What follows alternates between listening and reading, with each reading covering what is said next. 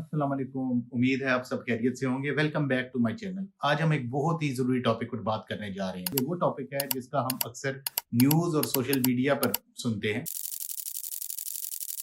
मैं बात कर रहा हूँ आज के हॉट टॉपिक प्ली बार्गेन की under Pakistan National Accountability Ordinance 1999। अच्छा, एक मिसकंसेप्शन है, बहुत से लोग इसे बस एक सौदा समझते हैं या एक तरह का get out of jail free card, but the reality is far more complex. तो आज इसे हम डिटेल में समझते हैं कि ये है क्या। सबसे पहले तो आप ये समझ लें कि there is a difference between plea bargain and settlement. So let's start with the basic question, what is a plea bargain? I know the word bargain can be misleading. In our daily lives, the bargain is something we love, a good deal, a win win situation. But in the legal world, specifically under the Section 25 of the National Accountability Ordinance 1999, it's not a deal. It's a structured legal process. The plea means the accused person admits their guilt in a corruption case और फिर वो offer करते हैं कि वो सारी इल gotten gain वापस कर देंगे. In return, they avoid a lengthy and uncertain trial. It's an admission of guilt to recover stolen money. और उसके साथ उनकी जब ये प्ली बार्गेन कर लेते हैं तो ये याद रखें कि उसके साथ ही उनकी कन्विक्शन भी हो जाती है. अब सवाल ये पैदा होता है कि ये कंसेप्ट आया कहाँ से? प्ली बार्गेन कोई नया कॉन्सेप्ट नहीं है. Its roots are from western legal systems, specially the United States, where a huge majority of criminal cases are resolved this way. इसका मकसद ये था कि कोर्ट्स पर केसेस का बोझ कम किया जाए. उधर भी कोर्ट पर केसेस का बहुत बोझ था और जस्टिस सिस्टम में एक तरह की एफिशिएंसी लाई जाए. पाकिस्तान में भी इसे शामिल करने का मकसद यही था कि लूटी हुई पब्लिक मनी को जल्द अज जल्द रिकवर किया जा सके. और डेफिनेटली कोर्ट्स का बोझ तो कम करना ही था ना, क्योंकि लोग इंसाफ के लिए फिर रहे होते हैं और इस वजह से लोगों को इंसाफ नहीं मिलता. अब हम आते हैं उस केस पर जिसने इस टॉपिक को सबसे ज्यादा हाई प्रोफाइल बनाया, द केस ऑफ मलिक रियाज. आप सबको याद होगा लेट 2019 में UK national crime agency NCA ने एक ह्यूज सेटलमेंट किया था मलिक रियाज और उनकी फैमिली के साथ, जो वर्थ था 190 मिलियन पाउंड के. ये पैसा पाकिस्तान को वापस भेज दिया गया, but here is an important nuance.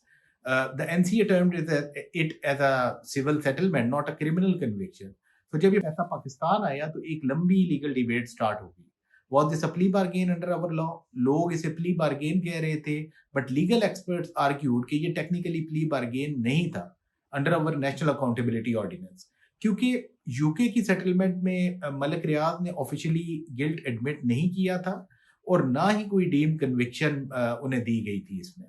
This case highlights the huge difference between an international settlement and a domestic plea bargain, जो कि हमारे लीगल सिस्टम में एक ग्रे एरिया क्रिएट करता है. अब हम दो ऐसे पॉइंट्स पर बात करते हैं जो अक्सर लोगों को क्लियर नहीं होते. एक मिसअंडरस्टैंडिंग क्रिएट हो जाती है. पहला, द अमाउंट. बहुत से लोग सोचते हैं कि अगर 5 साल पहले 10 लाख की करप्शन की हो किसी ने तो बस 10 लाख ही वापस करना होगा. ये गलत है. नैब लॉ इसे इंश्योर करता है कि मार्कअप या एक रीजनेबल रेट ऑफ रिटर्न भी उस अमाउंट में शामिल किया जाए. फॉर एग्जांपल, अगर वो 10 लाख रुपीस गवर्नमेंट के पास होते तो उससे जो प्रॉफिट हो सकता था वो भी वापस करना पड़ेगा. It's about compensating the state for the lost opportunity and the time value of money. और एक बहुत ही जरूरी बात, although in some cases NAB gives the accused person time to arrange the funds, because इतने बड़े फंड्स फौरन इकट्ठे नहीं हो सकते, उसमें इंस्टॉलमेंट्स हो जाती हैं. लेकिन it's not a relaxed instalment plan. अगर आपने प्ली बार्गेन कर ली है और आपने जो इंस्टॉलमेंट्स या पेमेंट कमिट की हैं, अगर उनमें डिफॉल्ट हो जाए यानी आप पेमेंट नहीं कर पाए, सारा plea bargain agreement null and void हो जाता है. The whole process starts from the beginning. इसका मतलब है कि नैब आपके खिलाफ दोबारा न्यू इंक्वायरी या इन्वेस्टिगेशन शुरू कर सकता है और फिर आपको ट्रायल फेस करना पड़ेगा. देखें, इसके अंदर होता ही है कि जहां से काम रुका हो वहीं से स्टार्ट होता है. There is no do over or second chance in the plea bargain. So it's not a lenient option, it is a very strict and legally binding agreement. और दूसरा पॉइंट जो ज्यादा क्रूशियल है, what if a person doesn't have the cash to pay. अगर उन्होंने सारी illegal money जमीन, plots या लग्जरी कार्स में लगा दी हो या बाहर भिजवा दी हो, NAB has the authority to assess all assets of the accused, whether they are in Pakistan or abroad. They can seize and sell all those assets to recover the money. So آپ یہ نہیں کہہ سکتے کہ میرے پاس cash نہیں ہے جی، اب مطلب جب ہوگا دے دوں گا. دا پلی bargain is a complete financial ریکننگ. آپ اپنی جائیداد چھپا کر بچ نہیں سکتے، بچنے کی آپ کے پاس آپشن نہیں ہوتی. سو از اٹ اے گڈ لا اور اے بیڈ لا؟ اس کا مین benefit of course is the quick recovery of stolen public money. اس سے کورٹس کا بوجھ بھی کم ہوتا ہے، but the criticism is equally strong. Many people see it as a way for the powerful to escape a proper conviction. عام لوگوں کو لگتا ہے کہ امیر اور طاقتور لوگ بس پیسہ واپس کر دیتے ہیں اور اس سزا سے بچ جاتے ہیں، while a common person faces severe punishment for a minor crime. جبکہ ایک ڈیم کنوکشن آپ کو پبلک آفس سے تو ڈسکوالیفائی کر دیتی ہے. It doesn't carry the same social stigma as a jail sentence.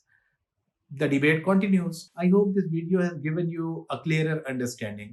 اگر آپ کے کوئی سوالات ہیں تو یہ کمنٹ سیکشن آپ ہی کے لیے ہے جی. اس کے اندر آپ اپنے سوالات ضرور بتائیں. I would love to hear your thoughts. اگلی ویڈیو میں دوبارہ ملتے ہیں. تب تک کے لیے